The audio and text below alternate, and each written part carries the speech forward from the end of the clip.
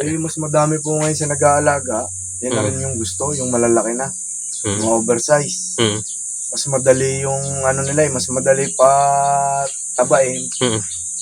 Tapos, mas mabilis mabenta.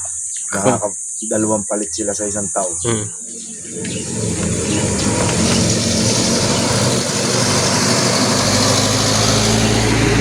Pang gano daw.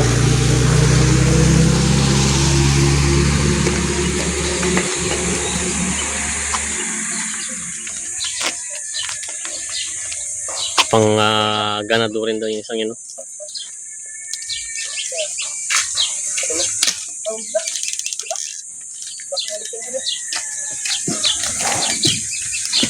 Ayan.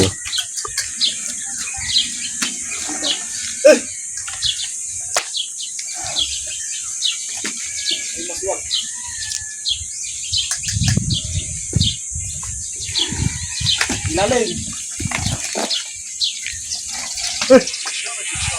Yan ang mga talong Stevie. Nandito tayo kay DN Live sa kay Boss Dandan.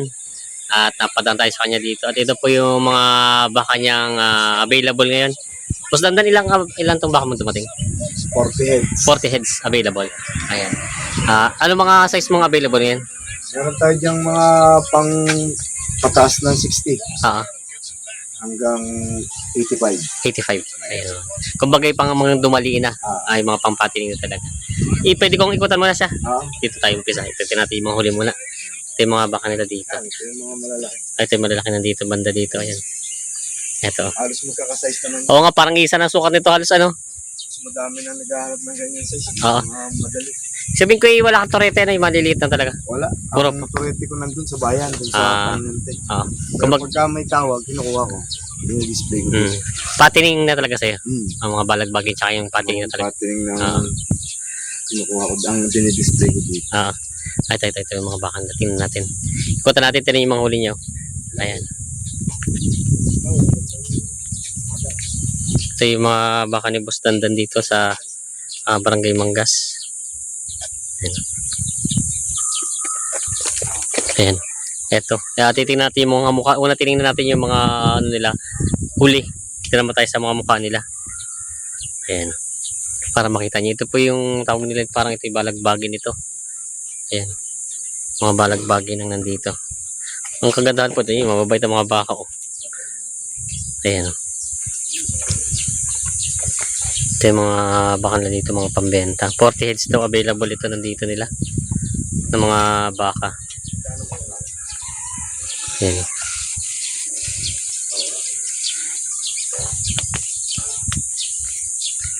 Ito naman yung mga malalaki na, yung mga 70-han pataas daw yun, yung malalaki na. Ito yung mga pang mga 3 to 4 months na alaga na baka yan. Halos isang sukat nito mga baka ni Boss Dandan dito. Ayan. Ayan.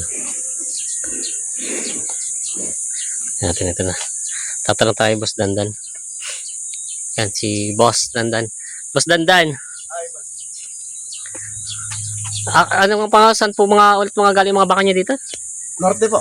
Puro baka. Pangasinan, Isabela, Ilocos. Ayun pa lang Boss Dandan. Bulacan. Ito pa yung basa Coast Puro Norte. Kung bagay sabi nila Sold North. Ayan. Ito mga ganito yung mga ano na, mga anong presyo niya, mga ito, mga ano lang to, patas ng 65. Patong sa 65. Ayan.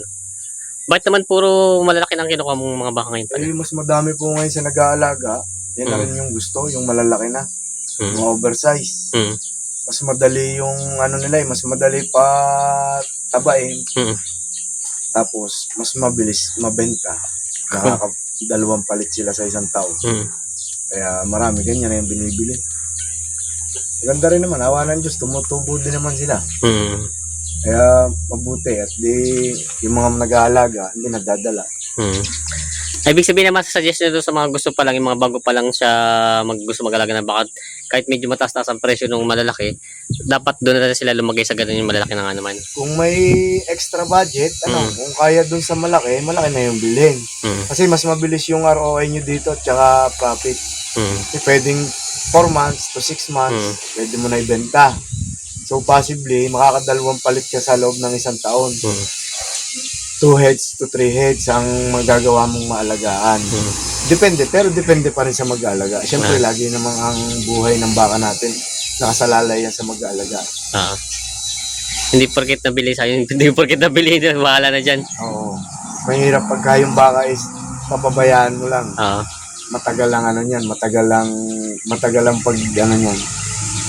Magtatagal ang pagganda. Kakitaan ako yung pagkakitaan. Kung bagay hindi mo agad kikitaan pag ganun pinabayaan. Mas mabuti ng alagaan mo. Parang pinaka-alkansyahan mo na yan. Yung baka. Kaysa naman ibabangko mo. Mas lalong hindi ka naman tutubo sa bangko. Konting-konti lang. Hindi dito ka na sa baka.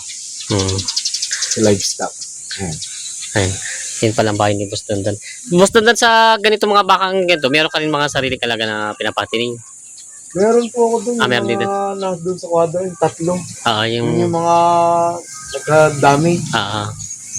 Kaysa ibenta dun sa mga kawawa naman, alagaan na lang. Pag tumaba, papakarne na lang. Kate na din ako. Sabihin ko na kanina, pinipids mo din sila. Pids. Ginugrower ko. Talagang Grower. Kasi magaling yung may pids. Mas madali bumuka yung katawan. Kasi kaysa tiyagain sa bombahin mo na lang ng tubig, hindi pids mo na rin. Kung may extra budget, ay pids mo. Ayan. Yun pa lang ni Boss Dandan. Ayan. Ito po yung mga bakala. Boss Dandan, may tatanong pala ako sa'yo dito. Sabihin ko maraming tatanong ngayon, kamusta ang presyo ng mga presyo ng mga baka ngayon? Medyo ano pa ba ngayon? Ano naman, hindi pa rin ganun ka taas ang presyo. Saka, ano naman tayo, hindi naman tayo ganun ka grabe magbenta. As long as na may konting kita, pinapalamang na natin kasi aalagaan pa naman nila yan. Pag sa akin, may kita ng konti. Tapos na yun, alam ko na may kita ko. Kita o lugi, alam ko na. Yung mag-aalaga, aalagaan pa nila na ilang buwan yan. Ngayon nga. Doon pa nila malalaman kung kikita. At least sa akin, pag napaikot ulit, paikot ko ang pera, tubo naman sa kabilang linggo. Ganun lang naman yung hanap buhay natin, yung trading. May lugi, may tubo. Ayun pala. Kaya pala yung sabi ko, kasi maraming nagtatanong kung kamusta nakikita nyo siguro yung mga comments sa atin sa pag-upload natin. Yung pala hindi pa naman nataas siya. Hindi pa naman katuto yung ganun pa rin naman yung presyo niya. Matanong ko lang po, Boss Dandan, na tuwing kailan ka dito may stock ng baka? Basta ang dating po ng baka ko dito every Sunday morning, yan, nandito na po yan. 5 a.m. Pwede na po kayong pumasyal sa mga nagnanais bumili. Pwede na 5 a.m. Pre-deliver na po yan. Pre-deliver, tusok sa ilong, vitamins, purga. Libre na po yan. Hanggang anong araw ang baka niyo po dito na pwede silang pumasyal? Till Thursday po. Thursday evening. Kasi po Friday, dinadala na po namin to sa cattle. Lahat ng matitira dito, sa cattle po binibenta. Sa Parada ng Garcia. Yung mga gusto na makauna, mga bakang hindi pa napapagpilian, dito kayo pumasyal sa akin sa kwadra. Kasi marami na rin tayong dumadating dito na mga bayan.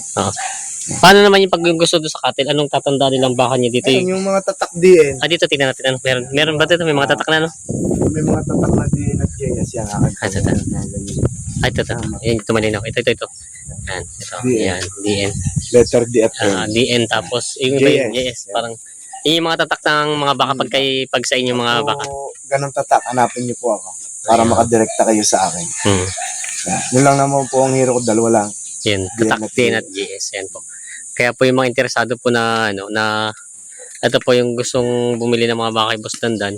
Ito po yung kinukuha niya yung mga pandumaliin na. Tapos pag sa Parada naman daw yung tatak DN. Yan, Boss Dandan, paano po yung mga na gusto mag-inquire? Pwede bang mahingi yung Facebook na? Yan. Pwede po kayong mag-message sa akin through Facebook.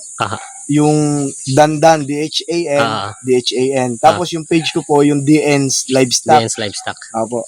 Or tawag po kayo sa aking number. Ito. Ayan. Ito po. Yan. Pag kayo interesado po, yun po yung contact number ni Boss Dandan dito. Ayan. Yan po yung Facebook page ko. Asan? DN's Livestock na yan. Hihingin natin kay Boss Dandan, lalagyan natin sa screen. Ayan po, ito yung mga available ng baka. Kalimitan po talaga ilang heads ang kalimitan dumarating nyo dito? Depende na din doon sa dating ng Pangasinan. Merong 50 to 70. Kung madaming dating sa Pangasinan, madaming baka. Pero pagkakakaunti rin, hindi yan, mga 40, 35 na. Pero pinakakaunti na yan. Pero kalimitan, mga ano lagi yan, 40 to 70. Ayun, pala kayo. Kaya pag interesado kayo, pagkukuha kayo ng mga baka, pwede kayo dumirekta dito. Message Boss Dandan. Tapos, yun, pre-deliver naman na daw yun. Yan. Hanggang saan ang pre-deliver nyo pala? Kaya, hanggat kaya. Hanggat Huwag kaya. lang tawid dagat. Ayun, Huwag yun, lang mahirap yung pagdideliveran. Ah. Basta ahon ng truck at ang jeep, tricycle. Yan. Pwede. Pre-deliver. Yan. Huwag lang sobrang layo. Ah. Yan na, Boss Dandan, maraming salamat po sa inyong oras at tayo pinabisita nyo dito sa inyong bakahan. Salamat po. God bless.